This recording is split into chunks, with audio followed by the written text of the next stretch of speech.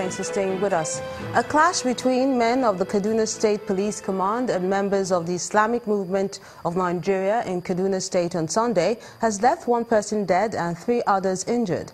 The incident reportedly occurred when the police attempted to disperse members of the Islamic movement who were protesting for the release of their leader, Sheikh Ibrahim El-Zakzaki.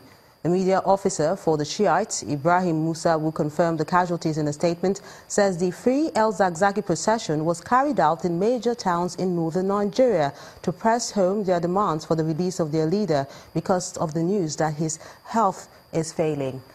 But the spokesperson for the Kaduna Police Command, ASP Mukhtar Aliu, told Channels Television that only 3 people, including the policeman, sustained minor injuries.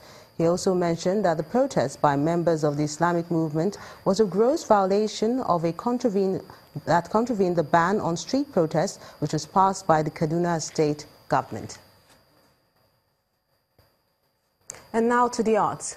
Index Series 2 is a solo exhibition by contemporary artist Oluwamoda at Pt.3 Gallery in Lagos. This artist uses metal and found objects to create his works of art, which talks about societal issues. We see them on Art Review tonight.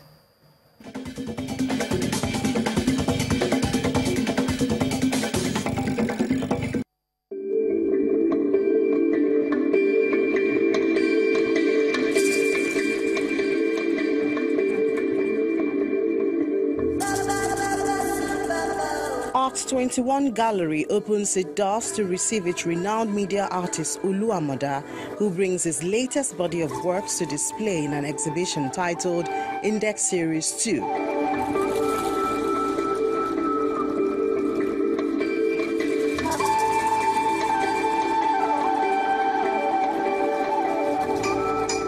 These works took about 2 years to create as he tries to use his pieces to discuss the political crisis which he feels pervades the world today.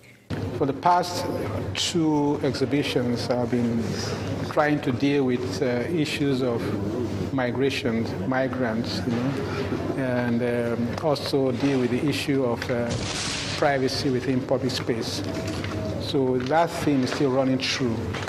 A lot of people who travel to the UK, to America, or to Europe, they go by boat, and of course, most people do not see that as one of those routes that take people out there. So it falls within the same theme area thing that I'm dealing with, yes.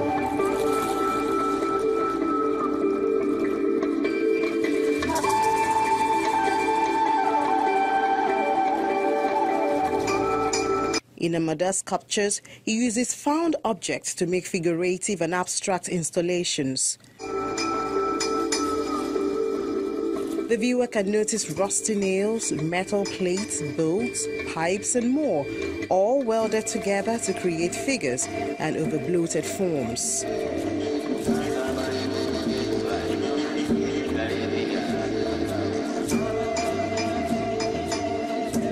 I'm trying to investigate where that nail comes from, how it was produced, who used it, and each nail that you extract has different reaction from the crowbar. You might have about 5 nails holding the furniture. You try to extract 3, the 3 will come out with ease. The 3rd one or 4th one will resist you. And these are things that I find interesting about using those materials.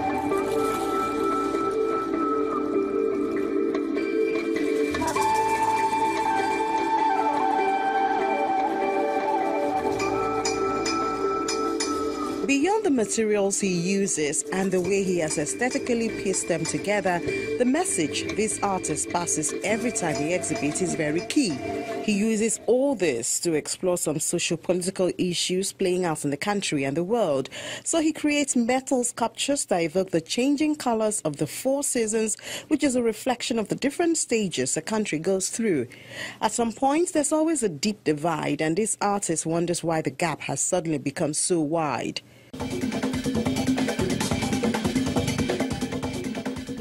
The senior pastor of the Kingsway International Christian Center, Matthew Ashimolowo, has challenged the federal government to ensure that Nigerians feel the impact of government wherever they are.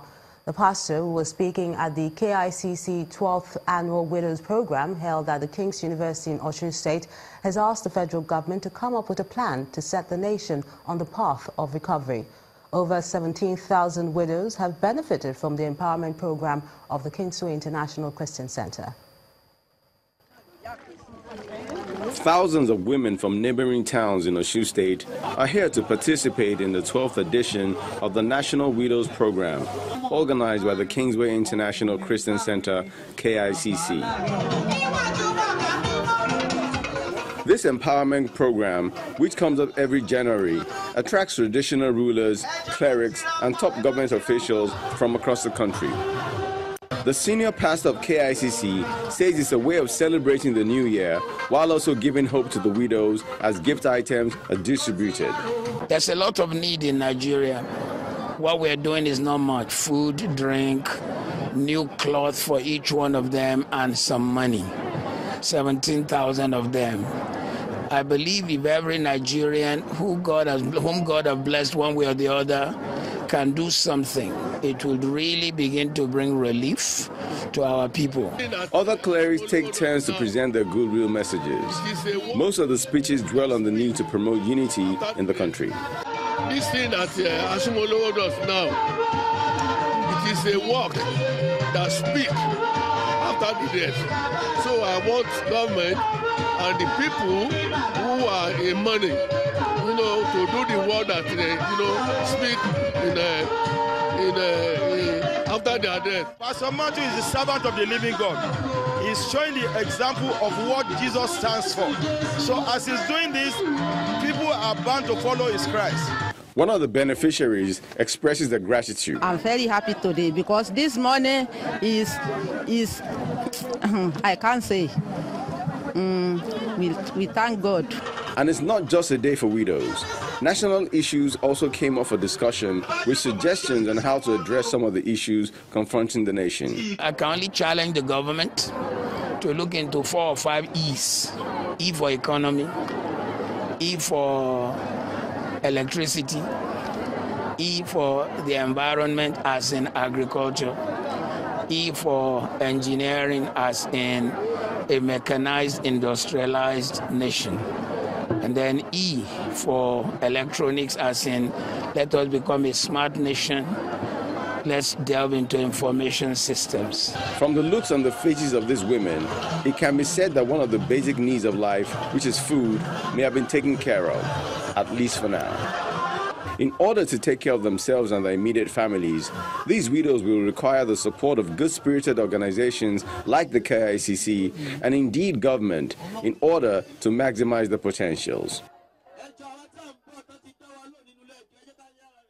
Another batch of 490 Nigerian returnees from Libya have arrived at the Pt.3 International Airport in Rivers State. The National Emergency Management Agency is working with NAPTIP and the National Commission for Refugees, Migrants and Displaced Persons are part of the federal government's delegation to Libya. According to the Minister of Foreign Affairs, Jeffrey Onyama, this is the first time the federal government will be sending a strong delegation to any country to canvass for the release of Nigerians. It's needless to say that many of these returnees from Libya are in dire straits. And for them, there is no place like home as they touch down on home soil at Pt.3 International Airport in the Rivers State capital, South Nigeria, after what many have described as a torturous and dangerous journey to the Libyan territory. The federal government's delegation, led by the Minister of External Affairs and heads of other relevant agencies, have been on ground to receive them.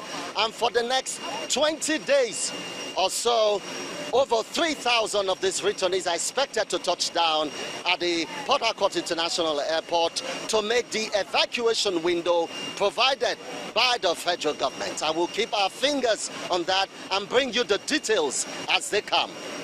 Emmanuel Irey, reporting for Channels Television News. With the recent violence in Benue State, thousands of people have fled their homes and moved to Nasarawa State, and this has brought an overwhelming problem for the state who are trying to cope with the number of internally displaced persons. Our community report tonight looks at the plight of the people fleeing into places they may not be welcomed.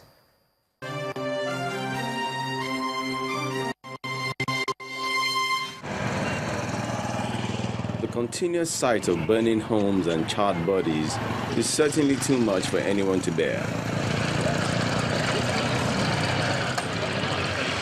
So it is no surprise how this has spurred the decision of most residents to flee their homes in Benue State before they become the next target of attacks, allegedly committed by herdsmen. The exodus of people have now taken refuge in a Way community located in neighboring Nasarawa State. The conditions here is by no means conducive, but anywhere will do. They are here with all they have, except their dignity.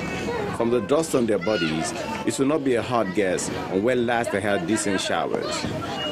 Water is scarce, so it must be used for the most important things. Pots and fireplaces are common sights in these camps because one of the biggest challenges is the need to fill the insatiable stomachs of children who must be fed constantly to keep them calm. The elderly also have to eat, which means everything is rationed. Thankfully, there is a support of relief materials by the state government. The deputy governor of Nasarawa says the state is doing all it can. We have procured food items and other supplies that will be taken to our worth over 50 million naira. Another cause for alarm is healthcare. The living conditions leaves the refugees open to dangers of diseases. This medical practitioner has been sent here by the Nasarawa State Ministry of Health to monitor things. We're just trying to see those who have immediate needs that we can take care of. The ones that will require further management in terms of admission, we refer them to the Dalhatu Arab Specialist Hospital here. But so far, we've not had any serious cases here. As if the problems are not enough, there is a reluctance of the Away community to accommodate them. Residents air their displeasure of the situation at this gathering. Anytime there's any crisis between Fulani herdsmen and people from Benue, our deep people from Benue, no fully way that we're not from Benue. We're not born from Benue. Our grandfather were born here, we grew up here. The same crisis, instead of the crisis to stay there, they will come back and then attack us here. A former lawmaker prefers a solution to the problem. I believe and I'm convinced that needs to be done to forestall this is we must restore grazing reserves. On a mission to assess the situation, the Minister of Interior gives this assurance of safety. We will not allow anybody to take laws into his hands, not to even talk of start killing people and destroying their property. But the reality is that the killings and destructions have become so regular that the promise of safety by the authorities is no longer believed. All they want is to live in a society without fear and sleep so peacefully like this child that nothing can jolt them from their homes.